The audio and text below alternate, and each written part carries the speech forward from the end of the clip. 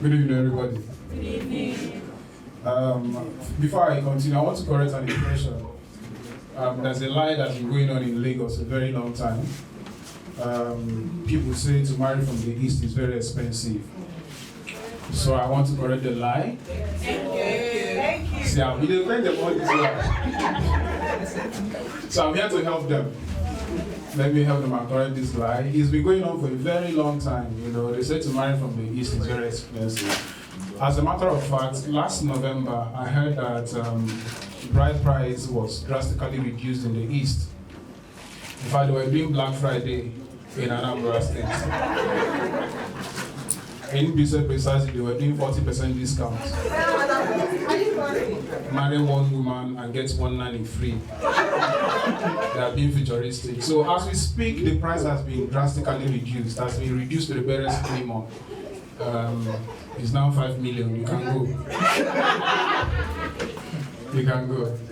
Thank you very much for coming out for Puffy. Thank you for coming out here to support him.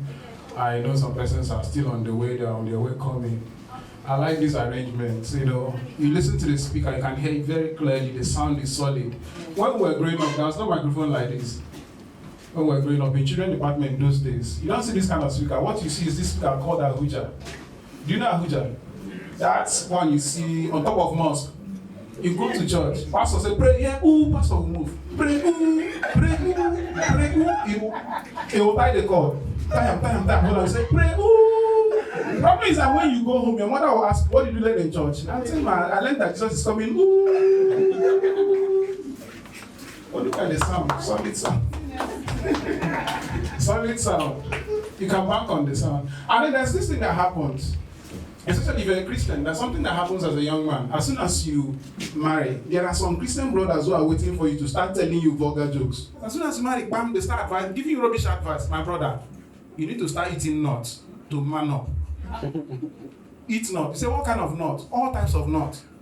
You meet doctor. Doctor will say, you should be eating nut, my brother. What kind of nut? Walnut, cashew nut, peanut, all kinds of nuts. The only nut I've not eaten as we speak is astronaut. That's the only one left now. And then I need to say, people are under pressure, so much pressure. If you're in Lagos, you're under a lot of pressure. As far as speaking English language is concerned, people want to make you speak a language you're not comfortable with. You know, they pressure you so much. Outside there, a girl was checking herself in front of a reflective glass. I was passing. She said, "I am beautiful. I am not." That's not the problem. The Bible says that evil communication corrupts good manners. There's a level of bad English somebody will speak. The person will corrupt the good English in you. So there's a level of bad English somebody will speak. He will corrupt the good English in you. So as the girl said, "I am beautiful, I am not," I didn't know what to say. I said, "I am yam." It's not my fault. It's not my fault. He's watching. There's a set of people that lie way more than politicians. They are called job seekers. Job seekers can lie. They can tell you anything just to get a job. That's when you are interviewing them, you say, do you work well under pressure? And they do, I work well under. Who works well under pressure? Even people who dig well don't work well under pressure. And you're saying you work well under pressure. You know, tell all kinds of lies. You work well under pressure. How is that possible in this country? And let me tell you this quickly. If you stay in Bariga, you need to be very careful with who you give your clothes to wash for you. You need to be very careful. You know these people that parade themselves as dry cleaners. You need to be very careful. I have this terrible, crazy dry cleaner.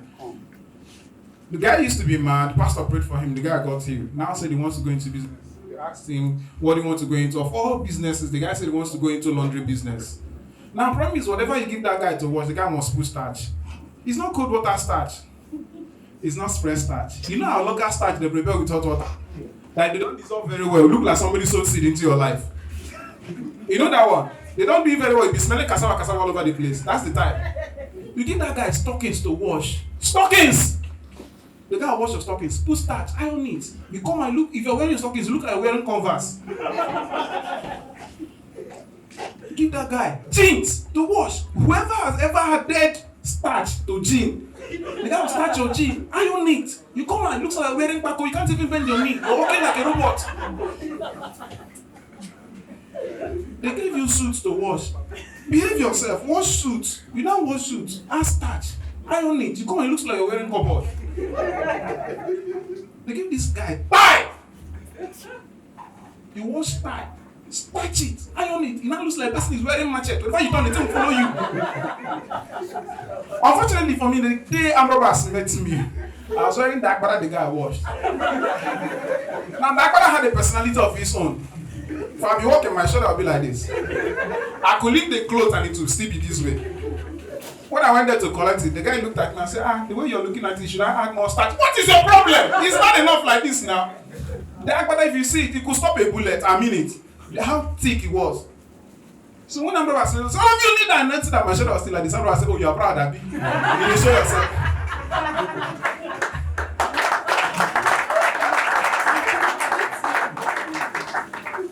But you know how these things go. Sometimes, while you're giving your clothes to your dry cleaner, mistakenly you give your singlet too. So I gave this guy a singlet. The same thing. He washed singlet, starch out, iron out. You know after a while, you use up your good singlet, so you just say, let me wait. After it's inside, nobody will know. I wore it, I came, I looked like I was wearing bulletproof vest inside. My shirt was like this. Somebody saw me and said I look like Sunday Bogo.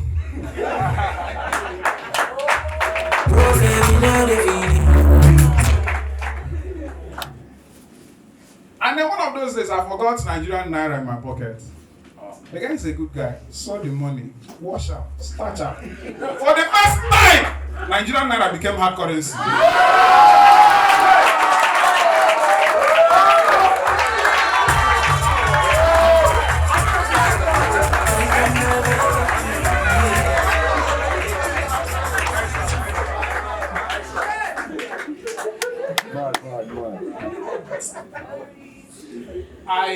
The other problem I have is, you see in this life, people should mind. In Lagos, people go to events they are not invited. It's normal. It's normal. It was one of the culture shocks that I met in Lagos. People can come to a burial, I don't know who died. People they buy ashebi for people. You don't know who died, you buy ashebi. You don't know. When my mother died, there was this girl that came to my mother's burial. I don't know her. She doesn't know me. My siblings, I asked them, they don't know her. She doesn't know them. My father doesn't know her. Except, she doesn't know my mother that died. The girl was crying louder than every one of us. I cannot take it, oh. I will die with her. Oh. Why are you crying? You don't even know who died.